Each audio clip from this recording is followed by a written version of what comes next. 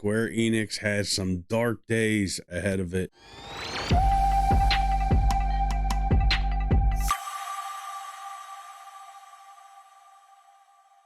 What's going on, everybody? Bren here, and Square Enix has some dark days ahead of it.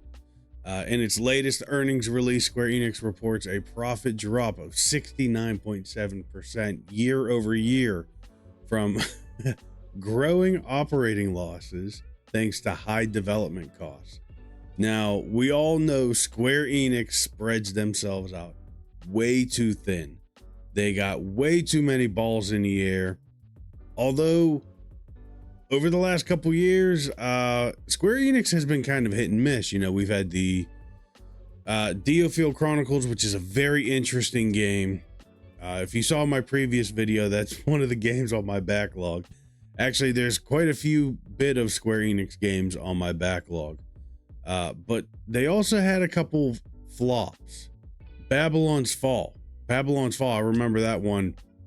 That game was doomed right out of the gate. They had microtransactions and a battle pass setup during the beta demo that they released that I streamed that for a little bit. And that when you have a battle pass set up at beta before you even know that the game is going to be good, you've already doomed that game. So we know that they sent a letter out to their investors that they were expected to lose $140 million due to a bunch of projects they were canceling. Now, we do have some games that we know are coming that have already been announced, such as Visions of Mana, which is it's currently still just sitting at a Q2 or Q3 of this year.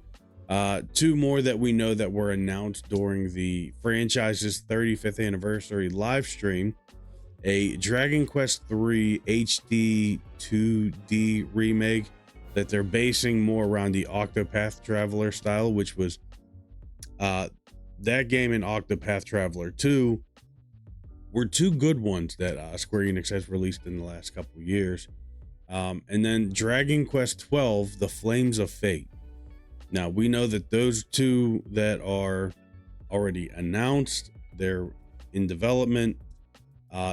Those, I don't see them being canceled because the Dragon Quest series is still very big in Japan. And as we know, Square Enix is a Japanese company and they always take care of their people first.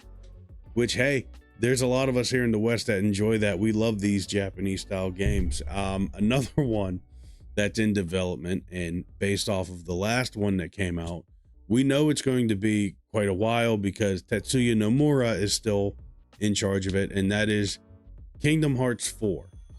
Now, we did have a short video of that, but like I said, Tetsuya Nomura, we know that's going to be a game that's we still got quite a few years before we're going to see that game. So why do I think that Square Enix is dropping? Why do we know right off the bat? Well, they have a very big exclusivity deal with PlayStation. Given the way PlayStation is, the path that PlayStation is on currently, it's cost them quite a bit of money, such as Final Fantasy 16, which the president of Square Enix himself said that sales were on track and they were looking good. And then all of a sudden they dropped off. Why? Well, it's a PlayStation 5 exclusive. Final Fantasy isn't a mainstream, as big as that series is. It's not, I don't think it's big enough of a series to get people to buy consoles. If you are a Final Fantasy fan, you more than likely already own a PlayStation 5, so you weren't going to run out and buy the console just to get a copy of the game. We also had the recent release of Final Fantasy Rebirth, which they said right off the bat those sales numbers fell short. Sorry, I just bumped my microphone there. Also, exclusivity deal with PlayStation 5, but that ends this month, May 2024. And a lot of people are saying that if Rebirth follows the development cycle that Remake did, PC will not see a port until next summer 2025, which at that point, given that recently Square Enix released a patch for Remake that has effectively killed the modding community for Remake. So people, I'm sure there still will be people who go out and buy it, but I don't see it getting that big of a boom of sales. Especially if they will wait another year to release it on the PC. And another game that I noticed was an exclusive for PlayStation that has fallen off a lot is their recent Splatoon for adults, as I like to call it, FoamStars. Now, FoamStars, just like I said with Splatoon was with paint. FoamStars is more adult, so you shoot bubbles and you clean things, basically. We saw that they lost a 54% of their PlayStation player base just after 2 weeks. And as of a month ago, they've lost about 95% of their player base. Now, that is exclusive to PlayStation, and you get it for free if you have a PlayStation Plus subscription. If not, it is currently on sale. Well, I say currently, as of May 14th, 2024. It is on sale for $20.99 with a $6 premium pass add-on. And that is nothing compared to the giant catalog of microtransactions that are built into the game. I introduced it to my daughter. She was a big Splatoon fan, so she played it for a while, and I watched her for a little bit. And the amount of microtransactions, and you can't do that with a game that just released. Now, that game dropped in February, which we know another game that also came out in February was Helldivers 2. In that game, Helldivers 2 dominated the gaming market up until a couple weeks ago when they implemented the requirement of a PlayStation Network account just to even play the game. Which that's a whole other topic that I plan on making a video out of. But I also think another reason a lot of their profit and stuff has dropped off is kind of COVID is over. And I even looked into this a bit, and I pulled up this chart here. Now, this is video game unit sales generated by the Square Enix in the fiscal years of 2016 all the way to 2024. And as we see here, it started 2017 had a good year.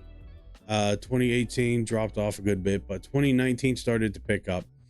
At the end of 2019 is also when the COVID scare started going around. I know it was a scare because Rob and I were at PAX East 2019, and when we got there, there was an announcement that they may not even follow through with PAX East because of the pandemic. And I can tell you, Rob and I, they still left it open, which we were glad they were because it was the first year that we ever did a PAX convention. The amount of cleaners that they had pumping through that place and everything, Rob and I could not drink enough water to stay hydrated. We left that place so dried out and everything. Anyways, so 2020, we saw a fair little bump here, which we all know, pandemic, everybody's locked up at home. 2021 saw a huge boom. I'm not 100% sure why. Like, I tried to follow some of the game releases. It was either 2022 or 2023 was when we saw the release of the Final Fantasy Pixel Remaster, which that alone had 3 million unit sales. But yeah, 2023 was also when COVID kind of ended, so nobody was really stuck inside. We did have the release of Star Ocean. Star Ocean is another very niche title that it has a core group of players and stuff. But once again, there was just a drop off. Square Enix has been very hit and miss with its titles, with its games that launch great. So I really hope Square Enix can turn things around. They've always been one of my favorite developers, and I've always played a huge library of their games. So, but let me know what you guys think down in the comments. If you enjoyed it, please like, subscribe, share. If you didn't, you're also welcome to hit that thumbs up as well. But please let me know what you think, and thanks for hanging out. Catch you guys later.